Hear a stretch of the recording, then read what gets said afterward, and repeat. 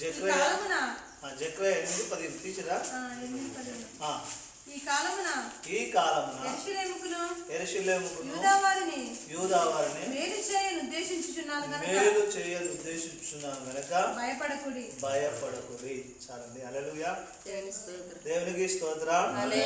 ఏమంటాడండి అక్కడ? మేలు చేయ ఉద్దేశించుచున్నాడు. హల్లెలూయా. దేవుని నామానికి మహిమ కలుగును గాక. ఎందుకంటే ఆయన మన ఎడల ఎలా ఉన్నాడంట? మేలు చేయాలని ఉద్దేశం కలిగి ఉన్నాడంట. మేలు చేయాలని ఉద్దేశం కలిగినప్పుడు ఎవడు ఏం చేయలేడు. ఎందుకంటే ఆయన మేలు చేయాలని ఆయనలో ఉద్దేశం కలిగి ఉన్నాడు. ఎవడన్నా ఆపగలుగుతాడా? ఎవడు ఆపలేడు.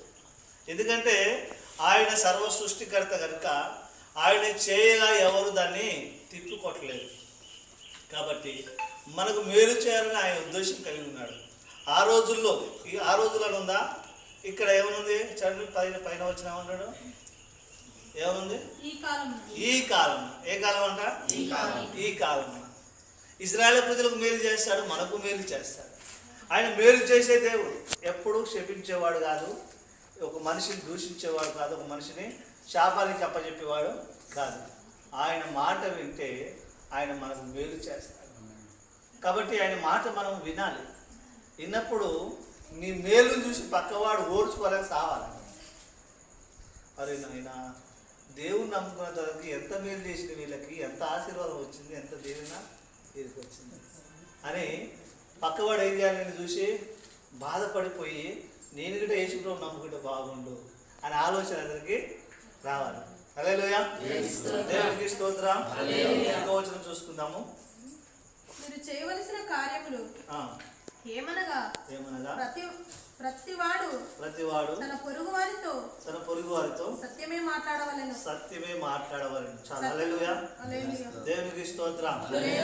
ఏం చేయాలంటే మనం చేసే పని ఏం చేయాలి? మనం చేసే పనిని బట్టే దేవుడు ఆశీర్వదిస్తాడు. మనం ఎప్పుడైనా మన నోటికి వచ్చేది ఏంటంటే ఒకటి అబద్ధం. ఎప్పుడు వస్తుంది చెప్పనా? మీ అందరూ తెలిసి కూడా మీ మనసులో లేదు. ఇప్పుడు అది చెప్తే మీకు అర్థమైంది. నేను అతని దగ్గర పోయి అయ్యా 2,000 అంట. ఏం చెప్తాను? ఉన్నా కానీ లేవు అంటాడు. అబద్ధం మొట్టమొదటికి వచ్చేదే అబద్ధం. మరి దేవుడు ఏమంటాడు? నేను మేలు చేయాలని నాకు ఉద్దేశం కలిగి ఉన్నప్పుడు నువ్వు ఏం చేయాలంటే మొట్టమొదటి పని ఏం చేయాలంటున్నాడు? నీ పొరుగు వారితో సత్యమే మాట్లాడాలి. ఏం చేయాలి మాట? ఎందుకంటే నీ దగ్గర డబ్బులు ఉన్నాయి, ఎవరిని అడుగుదాం వచ్చాను. ఏం చేయాలి? నాకు పని ఉంది, ఒకటి ఎంత కష్టమైనా సరే నాకు పని ఉంది, నేను ఇయ్యలేను అనే ఒక నిజం చెప్పగలగాలి. ఉన్నా కానీ లేవన్నప్పుడు మన అబద్ధం వచ్చేస్తుంది కదా, అప్పుడు దేవుడికి మేలు చేయలేదు. హల్లెలూయా. దేవునికి స్తోత్రం. మేలు చేయలేడు దేవుడు. ఎందుకంటే దేవునికి కావాల్సిన నిజం. అబద్ధం ఆడేవారు దేవునికి అసహ్యం వేస్తాడు. కాబట్టి నువ్వు నిజం మాట్లాడితే దేవుడు నిన్ను నిలబెడతాడు, ఆశీర్వదిస్తాడు, నీ ఎద్దకు వచ్చి మేలు చేస్తాడు. నువ్వు మేలు చేయాలంటే మరి నీలో నిజం చెప్పే మనసు ఉన్నప్పుడు ఆయన నీతో సావాసం చేస్తాడు. ఏం చేస్తాడంటే సావాసం చేస్తాడు. యోబు గ్రంథం 22వ అధ్యాయము మనం చదువుకుందాము. యోబు 22:21. ఆయనతో సవాసం చేసిన ఎడల మీకు సమాధానము కలుగును. అలాగునే నీకు మేలు కలుగును. హల్లెలూయా. ఏం చేసినట్ట? ఎవరితో సావాసం చేయాలంట? ఆయనతో నువ్వు సావాసం చేసిన ఎడల నీకేం జరుగుద్ది? సమాధానం. మొట్టమొదటిగా ఏ కోటీశ్వరుడిలోనైనా సమాధానం ఉండదు. తెలుసా మీకు? ఒక రోజు ఒక ఆమె కోరుకుందంట, ప్రభా నాకు మంచి జీవితం కావాలి, మంచి సుఖమైన జీవితం కావాలని కోరుకుందంట. కోరుకుంటే ఏమైందంటే దేవుడు అలాగనే ఇచ్చింది. అయ్యా నేను మంచి సుఖంగా ఉండాలనుకున్నాను. కోరుకొని ప్రార్థన చేస్తే దేవుడు మంచి కుటుంబాన్ని ఇచ్చాడంట. ఇచ్చి ఆమెకు కొన్ని కోట్ల ఆస్తి ఇచ్చింది. ఆస్తి ఇస్తే పని చేసేది లేదు, అన్నం ఉండేది లేదు, బట్టలు ఉతికేది లేదు, నీ చెట్లకు నీళ్ళు కొట్టేది లేదు, ఇల్లు తుడిచేది లేదు. ఎంత సుఖం వచ్చిందండి?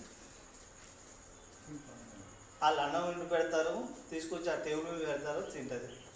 మొహం కడుక్కుంటుంది, బట్టలు ఆడి ఇది చేస్తుంది. తాను చేసినప్పుడు ఆయన బట్టలు ఈయన బట్టలు అందరి బట్టలు ఆడ ఉతికేస్తారు. ఏ పని లేదు. చివరికి ఒక 2 నెలల తర్వాత ప్రభావ నీకు దండం పెడతాయా, నాకు బోరు కొడుతుందయ్యా, ఇంత సుఖం నాకు ఇచ్చినావు, ఇంత సుఖాన్ని నేను తట్టుకోలేకపోతున్నా, ఏ పని చేద్దామన్నా చెట్లు నీళ్ళు కొడతామన్నా నీళ్ళు కొడుతున్నావు, ఏమైనా చేద్దామన్నా ఆ పని చేస్తున్నారు, వంట చేద్దామంటే వాళ్ళు చేస్తున్నారు. ఎట్లా ప్రభు ఈ సుఖాన్ని ఎక్కడ కుసరు బోరు కొడుతుంది, పడుకొని మనసులో బోరు కొడుతుంది, నిద్ర రావట్లేదు, ఎందుకయ్యా ఇంత సుఖం నాకు ఇచ్చినావు. హల్లెలూయా, దేవుడికి స్తోత్రం. మనం అడిగిందే కదా ఆయన ఇచ్చింది, ఆ కోరికల ప్రకారం దేవుడు ఇచ్చింది. అంటే దేవుడు అంటాడు, నువ్వు కోరిన రేవుకి నిన్ను నడిపిస్తానన్నాడు. కాబట్టి నువ్వే కోరుకున్నావు అది. ఆ సుఖాన్ని ఇచ్చిన తర్వాత నీ దండం పెడతా ప్రభు, ఇది వద్దు నాకు, అప్పుడు పోద్దా, పోదిగా. హల్లెలూయా, దేవునికి స్తోత్రం. నువ్వు లోకం స్నేహితులతో నువ్వు సావాసం చేసి చెడిపోతావు.